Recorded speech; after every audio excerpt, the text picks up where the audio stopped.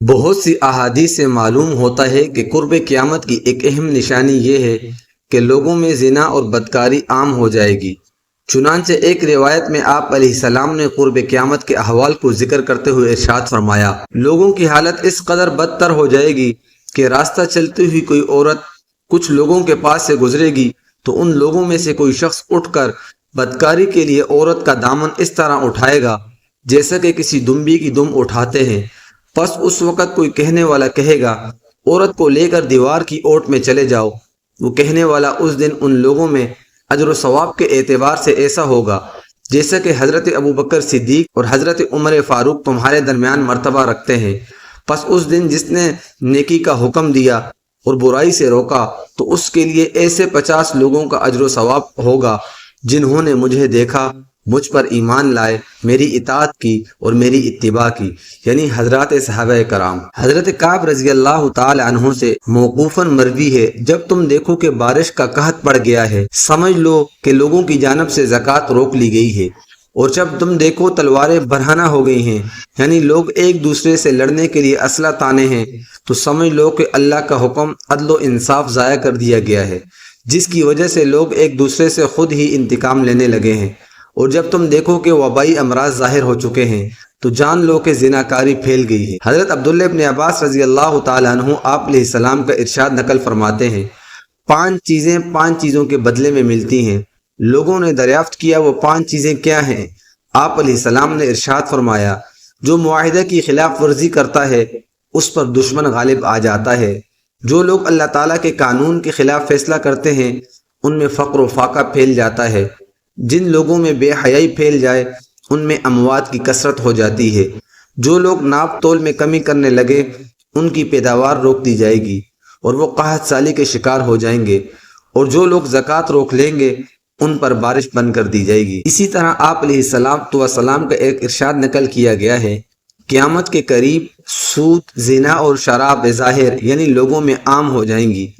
ایک روایت میں ہے، حضرت انس رضی اللہ تعالی عنہ آپ علیہ السلام کا ارشاد نقل فرماتے ہیں، قیامت کی نشانیوں میں سے یہ ہے کہ علم اٹھا لیا جائے گا،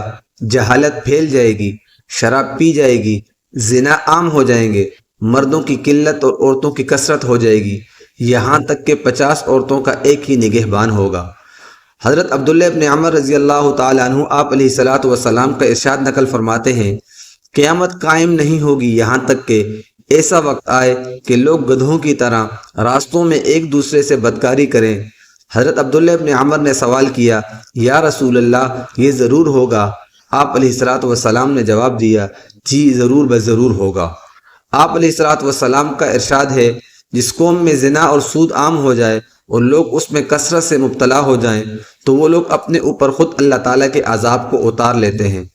حضرت میمونہ رضی اللہ تعالی عنہ فرماتی ہیں، میں نے آپ علیہ السلام کو فرماتے ہوئے سنا، میری امت ہمیشہ خیر و بھلائی پر رہے گی جب تک ان میں زنا کی کثرت کی وجہ سے زنا سے پیدا ہونے والے بچوں کی کثرت نہ ہو جائے۔ پس جب ولد الزنا پھیل جائیں گے تو اللہ تعالیٰ عنقریب ان کو عمومی عذاب میں مبتلا کر دیں گے۔ حضرت سیدنا انس ابن مالک رضی اللہ تعالی عنہ آپ علیہ السلام کا یہ ارشاد نقل فرماتے ہیں، زنا پر قائم رہنے والا شخص بت پرستی کرنے والے کی طرح ہے۔ حضرت بریدہ رضی اللہ تعالی عنہ سے موقوفاً اور مرفوعاً دونوں طرح مروی ہے، 7 آسمان و زمین اور پہاڑ سب بوڑھے زنا کرنے والے پر لعنت کرتے ہیں، اور بے شک زنا کرنے والوں کی شرمگاہیں اپنی بدبو سے سارے جہنمیوں کو تکلیف پہنچائیں گی۔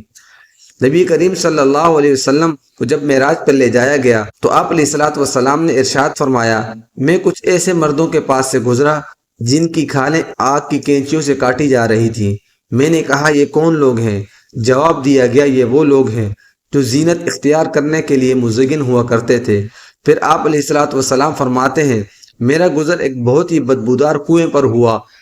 میں نے اس میں بہت ہی سخت قسم کی آوازیں سنی۔ پوچھا گیا یہ کون لوگ ہیں؟ حضرت جبرائیل علیہ السلام نے فرمایا، یہ وہ عورتیں ہیں جو زینت اختیار کرنے کی غرض سے خوب مزین ہوا کرتی تھیں اور حرام کاری میں مبتلا ہوتی تھی۔ ایک روایت میں ہے کہ آپ علیہ السلام نے ابلیس کی گمراہ کن کارروائیوں کا تذکرہ کرتے ہوئے ارشاد فرمایا، بے شک ابلیس اپنے لشکر کو زمین میں پھیلا دیتا ہے اور ان سے کہتا ہے کہ تم میں سے جو کسی مسلمان کو گمراہ کرے گا میں اس کے سر پر تاج پہناؤں گا۔ اس کے بعد مختلف شیاطین آ کر اپنے کارنامے ذکر کرتے ہیں اور وہ ان کو زیادہ اہمیت نہیں دیتا، یہاں تک کہ ایک شیطان آ کر یہ کہتا ہے